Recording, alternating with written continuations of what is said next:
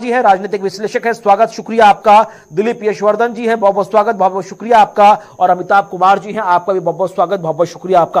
राकेश जी, सुबह से जमकर देख रहे होंगे कि वोटिंग हो रही है, दिल्ली से लेकर हरियाणा, हरियाणा से लेकर अनंतनाग राजौरी और अनंतनाग राजौरी से लेकर यूपी टू बंगाल, जगह जगह मतदान हो रहा है। बड़ी बड़ी तस्वीरें सामने आ रही हैं। क्या आंकलन लगा पाए हैं सर, लहर चल रही है या आंधी चल रही है? गोस्वामी जी, आपको दोनों पैनलिस्टों के साथ दर्शकों को मेरा प्रणाम। देखिए, आज का मतदान वैसे देखिए, मतदाता के रूप में हर आदमी के वोट की कीमत एक ही वोट है, लेकिन फिर भी भारत का राष्ट्रपति आज मतदान दिए, उपराष्ट्रपति दिए, नेता विपक्ष, सत्ता पक्ष के शीर्ष नेताओं ने दिया, नेता पुत्रों में प्रियंका वाड्रा के दोनों बच्चों ने मतदान दिया, नेता में नवीन पटनायक जी ने दिया। मतलब सीनियर से लेकर के जूनियर तक आज बड़ा अच्छा लगा टीवी पर देख करके मतदान का, भारत की बहुमुखी चीजें देखने को मिली। लेकिन अब आते हैं कि क्या लगा। देखिए, मैं हमेशा से आपके चैनल पर कहता आ रहा हूं कि लग ही नहीं रहा कि क्या लगा। आखिर हम चर्चा किस बात पर करें, कोई मुद्दा हो उस पर चर्चा करें कि ये विपक्ष ने मुद्दा रेज किया। आरक्षण है, आरक्षण बचाना है, संविधान बचाना है, विकास के मुद्दे हैं, राम मंदिर मुद्दा है, धारा 370 मुद्दा है, बिन बुलाए मेहमान के तौर पर पाकिस्तान तक मुद्दा बन गया जिसका दूर दूर तक कोई सरोकार नहीं है। कोई कह रहा है कि मंगलसूत्र बचाना है, कोई कह रहा है कि भाई प्रॉपर्टी बचाना है। इतनी सारी चीजें तो है, उसके बावजूद आप कह रहे हैं कि मुद्दा विहीन चुनाव है। गोस्वामी जी, अजीब बात, जितने मुद्दा है आपने कहा, इसमें से आपको हंसी नहीं आई? मैं बड़ा खुश, मतलब बड़ा परेशान हूँ कि इतना कहते हो आप, हंसी एक बार भी नहीं। एक भी मुद्दा है जिन जिन बातों को आपने कहा, संविधान बचाना। सर, हंसी तो इस बात की आती है कि मछली मटन जैसे मुद्दे, जिनका क्या मतलब सर पर्सनल चीजें हैं, वो लोकसभा चुनाव में चर्चा का विषय बनी है। अब यही अफसोस की बात है कि मछली खाएगा या मुर्गा खाएगा, यह मुद्दा इसलिए है क्योंकि आप किसी और मुद्दे पर बात करना नहीं चाहते। सत्ता पक्ष ये क्यों चाहेगा? तो वो तो मुर्गा मछली पान गुटखा पलाएगा, यह काम आपका है। देखिए, विपक्ष ने महंगाई का मुद्दा लाया, किसानों को मुद्दा लाया, मैं बिल्कुल ठीक कर लाया, लेकिन एक चीज बताइए कि क्या एक ही मुद्दे पर सारा विपक्ष एक रहा? क्या सभी विपक्ष ने आज, देखिए छठा चरण थोड़ी देर में समाप्त हो जाएगा, अभी एक ही चरण रह गया है, क्या विपक्ष का कोई साझा घोषणा पत्र आया? मान लीजिए कि विपक्ष की सरकार बन जाएगी, दिल्ली में ही कहता मैं, हम दिल्ली में बैठे हैं, तो 4 सीट पर आम आदमी पार्टी का मैनिफेस्टो काम करेगा और 3 सीट पर कांग्रेस का मैनिफेस्टो काम करेगा, क्योंकि वो अपने मैनिफेस्टो पर वोट मांगा है, उसने अपने मैनिफेस्टो पर वोट मांगा है। पूरे देश भर में इंडिया गठबंधन का यही तो हाल है, हर आदमी का अपना मैनिफेस्टो है, कोई कॉमन मिनिमम प्रोग्राम पर कोई चर्चा हुई? यही तो बड़ा सवाल है ना कि प्रधानमंत्री जी कहते नजर आए थे जब बीजेपी का इलेक्शन मैनिफेस्टो जारी किया था, तब उन्होंने कहा था कि इलेक्शन मैनिफेस्टो पे तो चर्चा होगी, हम तो पहले से ही अगले 100 दिन के कामकाज का पूरा ट्रैक रिकॉर्ड तैयार कर चुके, अगर सत्ता में आए तो हम ये काम करेंगे। अब ये देखिए कि एक तरफ एक ऐसा राजनीतिक दल है जो कह रहा है कि अगर हम सरकार में आए तो हमने 100 दिन का रोड मैप बना लिया है, और एक ऐसा इंडिया अलायंस दल है जिसका कॉमन मिनिमम प्रोग्राम का कुछ अता पता नहीं, प्रधानमंत्री का कुछ अता पता नहीं, वो अगले 100 दिन तो इसी में खपा देगा कि कौन बनेगा प्रधानमंत्री। ऐसा है, देखिए नरेंद्र मोदी ने अगले 100 दिन तो अपना कॉन्फिडेंस दिखाने के लिए कहा है, वो ये थोड़े कहेंगे कि मैं हार रहा हूँ, कोई हारने के लिए नहीं कहता, तो उनका तो जेन्युइन वो बनता है कि जी मैं जीता हूँ, मैं ही जीतूंगा, मेरे पास 100 दिन का, वो तो अगले 5 साल के लिए, वो तो 47 तक के लिए वोट मांग रहे हैं, आज की छोड़ दीजिए, तो हम 20 साल 30 साल आगे तक का वोट मांग रहे हैं। वो उनका कॉन्फिडेंस लोगों को दिखाने, जनता को और अपने कार्यकर्ता का मनोबल बढ़ाने के लिए अब की बार 400 पार, वो 500 पार भी कह सकते थे, लेकिन यह काम विपक्ष का है कि वह बताए कि मेरा 200 दिन का कार्यक्रम आ गया, मैं पहले दिन ये कार्यक्रम करूंगा, लेकिन वो विपक्ष यह कार्यक्रम नहीं कर गया। जो आप संविधान बचाने की बात कर रहे हैं, अब तक 1942 से अब तक नरेंद्र मोदी की तारीफ होगी कि उन्होंने राष्ट्रपति शासन एक बार भी नहीं लगाया। पश्चिम बंगाल में 15-20 बार राष्ट्रपति शासन का कार्यक्रम बन गया था, जिस वक्त पंजाब में प्रधानमंत्री को रोक दिया गया था, राष्ट्रपति का शासन का कार्यक्रम उस दिन बन गया था, लेकिन नरेंद्र मोदी ने सम्मान किया संविधान का और कहा कि चुने हुए, तो बड़ा सवाल है राकेश, चुने हुए के हिसाब से करना। किसी भी अब तक के 10 साल के कार्यकाल में किसी भी राज्य में इतनी विकट परिस्थितियां होने के बावजूद भी राष्ट्रपति शासन नहीं लगा, कहीं पर भी ऐसी स्थितियां नजर नहीं है, उसके बावजूद भी विपक्ष के नेता उनको तानाशाह की रूप में संबोधित कर देते हैं, इंटरव्यूज दे देते हैं और फिर कहते हैं कि भाई देखो डिक्टेटरशिप आ गई। मैं लौटूंगा आपके पास। दिलीप यशवर्धन जी, 543 में से 486 सीटों पर आज मतदान संपन्न होता हुआ नजर आ रहा है, किस तरह से आप देख रहे हैं? राकेश जी तो कह रहे थे कि भैया आप देखिए ना कि इतने मुद्दे आ गए, लेकिन जो ग्राउंड जीरो के मुद्दे थे वो बाकी मुद्दों में खोते हुए नजर आए। तो फिर नेशनल लेवल की जो अदर पॉलिटिकल पार्टीज हैं उनको आप टक्कर दे सकते हैं। लेकिन राकेश जी, अगर हम दिल्ली की ही हम बात कर लें, दिल्ली को लेकर जनता बहुत ज्यादा कंफ्यूज नजर आ रही है। आज भी दोपहर लगातार हमारे ग्राउंड जीरो पर तमाम संवाददाता जब जनता से पूछ रहे थे, उनके लिए मुद्दे विकास है, उनके लिए मुद्दे सेफ्टी हैं, उनके लिए मुद्दे अब तक का ओवरऑल डेवलपमेंट है। किसी भी व्यक्ति ने यह नहीं कहा कि जो दिल्ली सरकार केजरीवाल जी जो अपने मुद्दे पर बिजली, पानी, स्वास्थ्य, उनमें से किसी ने जिक्र नहीं किया। यानी कि दिल्ली की जनता स्मार्ट है।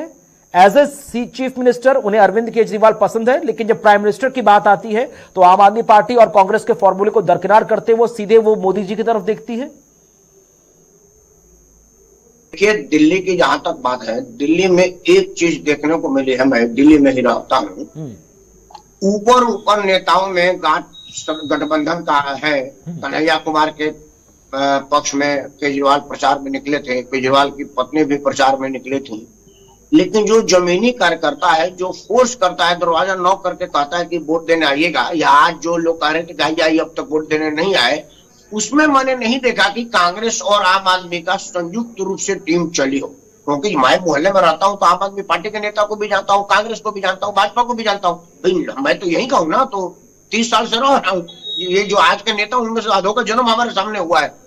लेकिन इंडिया गठबंधन की जगह जो इंडिया गठबंधन है मोदी वाला, उसमें मैंने देखा जो जनता था यू का यहाँ से चुनाव लड़ता हूं, मेरे गांव के बगल का गांव का है, वो चाचा कहता है मेरे को, मैं देखा कि भाजपा का पार्षद और वो दोनों साथ है। हालांकि अभी तो आम आदमी का पार्षद है, लेकिन जो भाजपा का पुराना पार्षद, दोनों साथ आए और वोट मांगे हमसे, कहे कि आप वोट दीजिए। मतलब जमीन पर जो कांग्रेस का गठबंधन आम आदमी के साथ है, उसके नेता नहीं घूम रहे हैं, ऊपर गठबंधन है, तो मतदाता दिग्भ्रमित तो स्वाभाविक हो जाएगा। क्योंकि अरविंद केजरीवाल को तो आधा लोग यहाँ देखने जाते हैं कि भाई जेल से छूट के कैसा लग रहा है, तो वो कोई जरूरी नहीं है, वो तो हेमा मालिनी को देखने लोग जाते हैं और वो तो सर व्यक्ति की ना वो निजी पसंद है, उस पर हम क्या कर सकते हैं कि कौन किसको देखने के लिए पहुंच रहा है। लेकिन कुल मिलाकर एक नो डाउट जान फूकने में कामयाब रहे हैं। उसके बाद से आने के बाद इंडिया अलायंस के हौसले मजबूत हुए हैं, रोड शोज का सिलसिला बढ़ गया है। यह बात अलग है कि बीजेपी ने स्वाति मालीवाल केस में थोड़ा सा उलझाया जरूर है आम आदमी पार्टी को। नहीं, उसमें बीजेपी की मतलब अविवेकपूर्ण रवैया रहा। बीजेपी ने जरूर से ज्यादा रिएक्ट किया केजरीवाल पर। मैं समझ रहा हूं कि केजरीवाल को माइलेज देने का श्रेय केजरीवाल का कम बीजेपी का ज्यादा रहा। बीजेपी के समर्थक मीडिया घरानों ने जब से मालीवाल दिखाया, केजरीवाल दिखाया, आप देखिए, आप चाहे बुराई ही करें तो बार बार केजरीवाल तो है ना भाई, मंच माइक सारा कुछ आपका, और प्रचार आप दूसरे की कर रहे हैं। उन समय पर आप अपने नीतियों की प्रचार करते हैं, तो मुझे आपकी नीति समझ में आती। या भाजपा की गलती है कि केजरीवाल को मुफ्त में प्रचार दिया। केजरीवाल का जो बढ़त दिख रहा है, जो भीड़ दिख रही है, वो अरविंद केजरीवाल का काम कम और भारतीय जनता पार्टी का विवेकपूर्ण राजनीति ज्यादा मुझे लग रहा है। इसमें मैं जरूर आम आदमी पार्टी और कांग्रेस का एक साथ दिल्ली में चुनाव लड़ना, क्या आपको लग रहा है घाटे का सौदा था? अगर इंडिपेंडेंट लड़ते उसके बाद पोस्ट पोल अलायंस होता तो शायद बेहतर नतीजे आ सकते थे 2014 की तरह। लेकिन अब जनता बहुत स्पष्ट है ना, जनता तो यह भी कह रही है कि अगर आप एक अलायंस में थे तो आपने एक साथ मंच दिल्ली में साझा क्यों नहीं किया? राहुल गांधी ने एक रैली की नॉर्थ ईस्ट पर, जहां से कांग्रेस के कैंडिडेट हैं कन्हैया कुमार, इसके अलावा उन्होंने किसी भी आम आदमी पार्टी के जो कैंडिडेट थे, चाहे वो हम बात कर ले सहीराम की, महाबल मिश्रा की, कुलदीप कुमार की, किसी के लिए भी उन्होंने प्रमोशन नहीं किया। अपने कैंडिडेट के लिए प्रमोशन, तो उसको लेकर के, खट्टर को लेकर के थोड़ा सा उनके बीच जो नाराजगी होगी, मुझे लगता है वही कुछ झलकेगी, वरना जेजेपी भी मुझे ऐसा ही लग रहा है। बचने के लिए इसीलिए पूरा चुनाव मोदी जी के चेहरे पर लड़ा जा रहा है कि नायब सिंह सैनी या मनोहर लाल के मामले पर जनता को कंफ्यूज ना किया जाए। ठीक है राकेश जी, दिल्ली पंजाब के बाद, दिल्ली हरियाणा के बाद यूपी पर सीधा स्पष्ट सवाल, यूपी की जिन 14 सीटों पर मतदान हो रहा है, किस तरह से आप देखते हैं? इन 14 में से 10 सीटों पर 2019 पर बीजेपी ने एकदम क्लीन स्वीप किया था, 3 छोड़ी, 1 गई थी बसपा के पास, सपा के पास, और 3 गई थी बसपा के पास। अब क्या समीकरण नजर आ रहे हैं? क्या बिल्कुल वैसे ही नजर आ रहे हैं? आंकड़ों में 1-2 का उछाल होगा या फिर इस बार चुनौती ज्यादा है?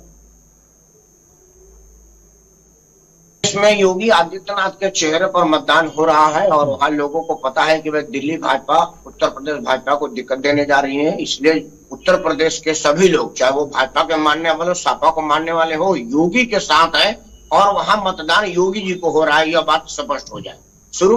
शुरू करते हैं पूर्वांचल से। देखिए आजमगढ़ आज हुआ, आजमगढ़ में मुलायम परिवार के चश्मो चिराग धर्मेंद्र वहां से चुनाव लड़ रहे हैं।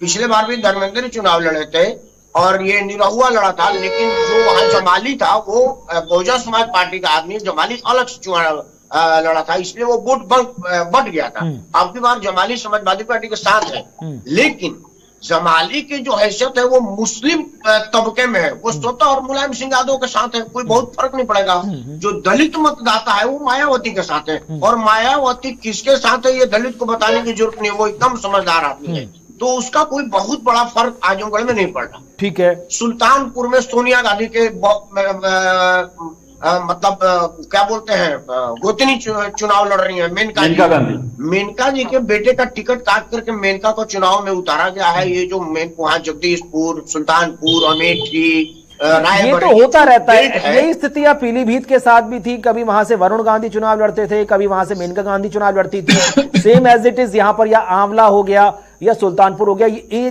तीन चार सीटों में ही ये दोनों चेहरे सिमटते नजर आते हैं। असल में क्या है कि मैंने बताया ना, ये जो बेल्ट है रायबरेली, सुल्तानपुर, अमेठी, जगदीशपुर, ये सारा ना गांधी परिवार का माना जाता है। हालांकि वहाँ किसी ने गांधी परिवार कोई आदमी जन्म नहीं लिया, ना ही वहाँ का रहने वाला है। गांधी नेहरू का तो पता नहीं वो है कहाँ के, वो तो बड़ा मुश्किल बात है। इलाहाबाद में घर बनाए थे, कहाँ के वो चर्चा आज नहीं है। लेकिन हाँ, कर्म भूमि रही है। इंदिरा गांधी ने जैसे पंडित जवाहरलाल नेहरू फूलपुर से लड़ते, इंदिरा जी लड़ती, संजय गांधी लड़े थे, ये वही वाला क्षेत्र है।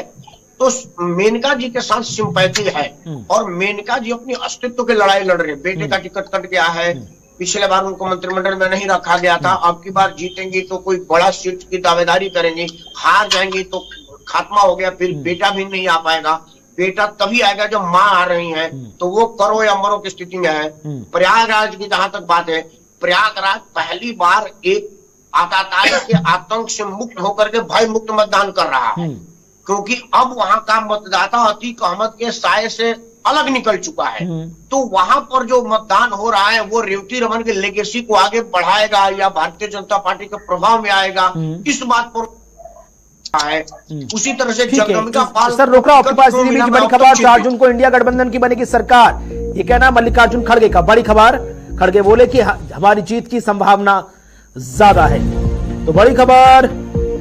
और उसके बाद जब शांति की स्थिति आई 50% से ऊपर मतदान, बहुत बड़ी बात है। ठीक है, आने वाले चुनाव में मुझे लगता है कि वहां की जनता और बड़ी संख्या में सामने आएगी। राकेश जी, जम्मू कश्मीर की ये अनंतनाग राजौरी सीट पर जो मतदान हो रहा है, इससे पहले हमने बारामूला की सीट भी देखी थी, वहां पर भी रिकॉर्ड तोड़ मतदान दर्ज किया गया था। श्रीनगर अगर आप देख लीजिए, ये एक नए उभरते जम्मू कश्मीर और मजबूत होते लोकतंत्र की नींव नहीं रख रहा सर, क्योंकि अब तक जम्मू कश्मीर में कहा जाता था कि लोग वोटिंग नहीं करते थे, 5%, 3%, 8%, और जो करते थे वो स्याही वाली उंगली नहीं दिखाते थे, चुपचाप घर भाग जाते थे, कहीं और बंद कर लेते थे कि कहीं मिलिटेंट नाम को पकड़ ले।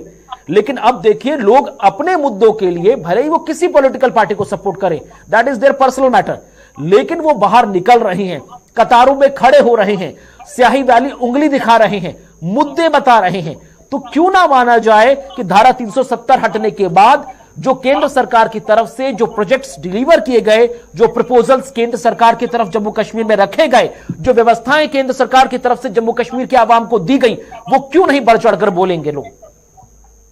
देखिए, सबसे पहले तो मतदान चाहे सत्ता पक्ष को या विपक्ष को या निर्दलीय को हो या नोटा को हो, मतदान होता है और वो लोकतंत्र में ही योगदान होता है। ये मतलब नहीं है कि अगर सत्ता पक्ष को नहीं मिला या एक ऐसे आदमी को मिला जिसको 5 ही वोट मिला, नहीं, वो लोकतंत्र में योगदान है। देखिए, जम्मू कश्मीर की तीन बातों में व्याख्या होगा, एक शब्द में नहीं किया जाता। पहले आप जम्मू कश्मीर पता ना गए कि नहीं, आपका तो चैनल ही वहीं का है।